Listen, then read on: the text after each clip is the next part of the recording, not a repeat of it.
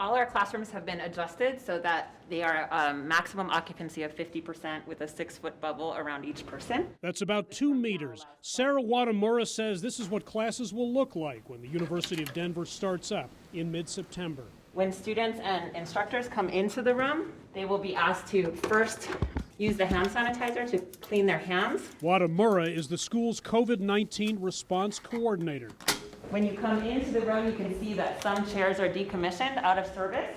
So they would choose a chair that's available and then prepare to participate in the class, like so. DU's goal is to offer the high-quality education students have come to expect safely. So we are trying to balance those two things and do adaptations that allow at least some of our normal activities to happen in person. It's a balance colleges and universities across the country are busy trying to strike, using public health guidelines to reopen during the pandemic. We've had to really reconfigure all of our space on campus. Elena Jones is helping manage University of Colorado Denver's safe return.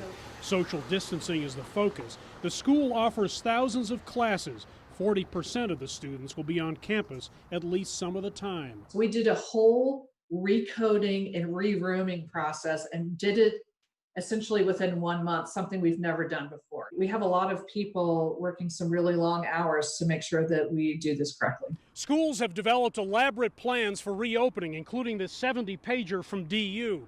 Significant purchases of materials and equipment will be needed to carry them out. Plexiglass dividers for offices, personal protective equipment, signage, and technology for more students to attend class remotely will cost schools millions of dollars, on top of pandemic-related financial losses this past spring. So there are a lot of different expenditures required for this, and it's got to be a priority with the university in order to safely bring the campus back.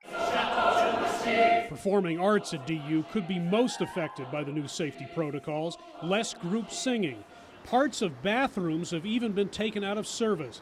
Physical changes aside, the motto here will be keep moving. If you have questions for your instructor, don't ask them at the start or end of class so that we can promptly end classes, have that class exit, and have the next group come in without overlapping congregation. Schools are thinking of everything. We are going to give it our best shot.